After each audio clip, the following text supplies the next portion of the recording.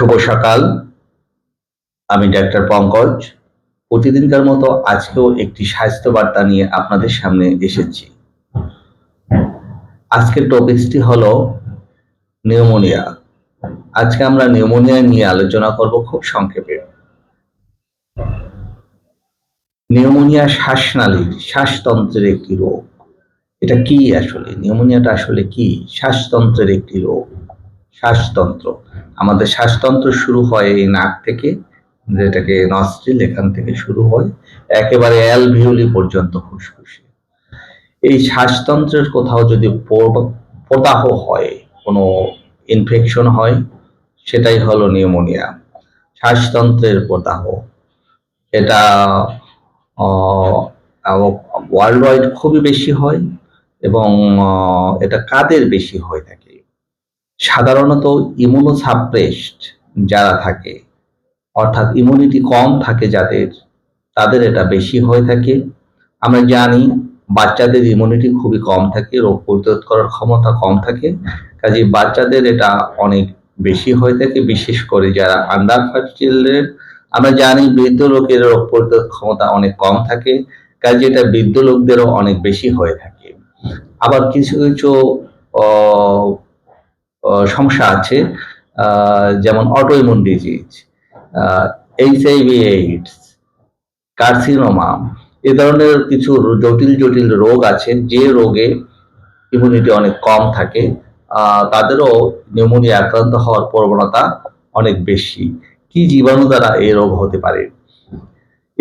এ রোগ streptococcus pneumoniae, এটা দ্বারা হতে পারে। এটা একটা ব্যাকটেরিয়া, অথবা নিউমোকক্কাস নামক ব্যাকটেরিয়া দ্বারাও হতে পারে। এটা ভাইরাস দ্বারাও হতে পারে, যে রেসপিরেটরি সেন্সিটিয়াম ভাইরাস যেগুলি আছে, রেসপিরেটরি সেন্সিটিয়াম ভাইরাস দ্বারা এটা হতে পারে। আবার কখনো কখনো ফাঙ্গাস দ্বারাও নিউমোনিয়া হয়ে থাকে। এই রোগ হলে কি কি উপসর্গ দেখা দিতে পারে? নিউমোনিয়া হলে কি হয়? যেহেতু এটা শ্বাসতন্ত্রের রোগ, সেহেতু এটা শ্বাসতন্ত্রে কিছু কিছু প্রবলেম করে থাকে। শ্বাসতন্ত্রে কি কি প্রবলেম হতে পারে? জ্বর হয়, খুব কাঁপুনি দিয়ে জ্বর হয়, খুব কাঁপুনি দিয়ে জ্বর হয়, শ্বাসকষ্ট হয়, রোগী শ্বাস নিতে কষ্ট হয়, কাশি হয়, বুকে ব্যথা হয়, প্রচন্ড মাথা ব্যথা হতে পারে, কখনো কখনো এক্সেসিভ সুইটিং হয়, ঘামায়, অনেক বেশি পরিমাণে ঘামায়। নিউমোনিয়া হলে সাধারণত দেখা যায় তাদের অরুচি কমে যায়, একেবারে কমে যায়, অরুচি হয়, অ্যানোরেক্সিয়া হয়, খুবই অরুচি হয়। এর সিমটমগুলি সাধারণত দেখা দেয়। এছাড়াও কিছু কিছু উপসর্গ দেখা দিতে পারে, তবে এগুলি প্রধান প্রধান উপসর্গ আমরা বলতে পারি। এরকম কিভাবে নির্ণয় করা হয়? আমরা যদি এক্স-রে করি, এক্স-রে করলে খুব সহজেই এই রোগ নির্ণয় করা সম্ভব। এক্স-রেটা ফাইন্ডিংস দেখে আমরা বুঝি যে এখানে নিউমোনিয়ায় আক্রান্ত। এছাড়া সিবিসি টেস্ট আমরা করে থাকি। সিবিসি টেস্টে কিছু কিছু ফাইন্ডিংস আমরা পেয়ে থাকি, তার সাথে এক্স-রে রিপোর্ট মিলিয়ে এবং ক্লিনিক্যাল ফিচার দেখে আমরা নিউমোনিয়া নির্ণয় করে থাকি। এখন যদি নিউমোনিয়া নির্ণয় করে আমরা ডায়াগনোসিস হয়ে গেল যে এই রোগটা নিউমোনিয়া, নিউমোনিয়া হলে আমরা কি চিকিৎসা দিব? যেহেতু এটা একটা ব্যাকটেরিয়ার সংক্রমণ দ্বারা হয়ে থাকে বেশিরভাগ ক্ষেত্রে, যদি ব্যাকটেরিয়া সংক্রমণ দ্বারা এটা বেশিরভাগ ক্ষেত্রে হয়, তাই আমাদের এর চিকিৎসা অ্যান্টিবায়োটিক দিতে হয়, এবং অ্যান্টিবায়োটিক ডাক্তার অ্যাকর্ডিংলি তার যে ইনফেকশন সেটার ধরন বুঝে অ্যান্টিবায়োটিক দিয়ে চিকিৎসা করে থাকে।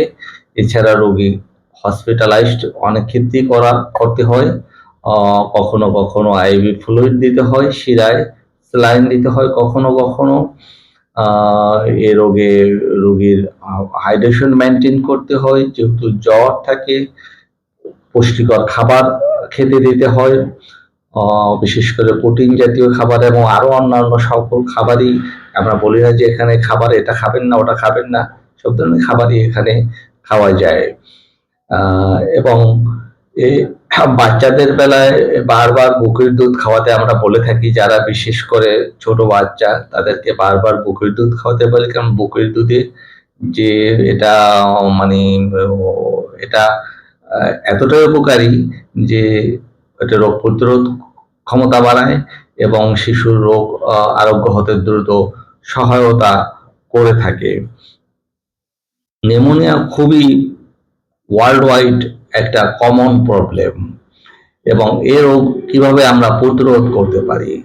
এ রোগ প্রতিরোধ করার জন্য আমরা প্রথমত যাদের এ রোগ হচ্ছে তাদের সংস্পর্শে আমরা যাব না, পরিষ্কার পরিচ্ছন্ন থাকবো, হাত সাবান দিয়ে ধোবো অথবা অ্যান্টিসেপটিক ব্যবহার করব, এবং নিউমোনিয়ার টিকা নিব। নিউমোনিয়ার টিকা নিতে হবে।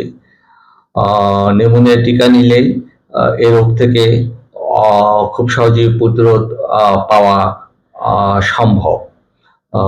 আমি মনে করি সকলের নিউমোনিয়ার টিকা নেওয়া উচিত, এটা খুবই দরকার। নিউমোনিয়া হলে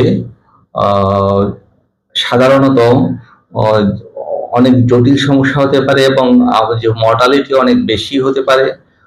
অনেক মানুষ প্রতি বছরই ওয়ার্ল্ড ওয়াইড নিউমোনিয়ায় মারা যায়। যেমন আমরা যখন কোভিড দেখেছিলাম, করোনা মহামারী দেখেছিলাম, সেটা একটা ভাইরাস ছিল এবং সে ভাইরাস দ্বারা রোগী কিন্তু নিউমোনিয়ায় আক্রান্ত হতো, রোগী কিন্তু মারা যেত, শ্বাসতন্ত্রের প্রদাহ হয়, সেখানে নিউমোনিয়ায় আক্রান্ত হতো।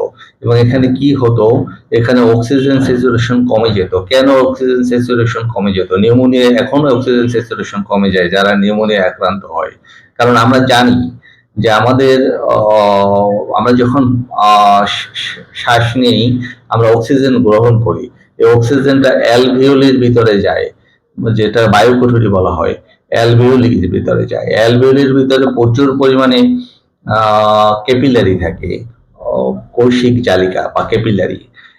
ওই ক্যাপিলারির দিয়ে অক্সিজেনেটেড হয়ে এটা ব্লাডে চলে যায় এবং আমাদের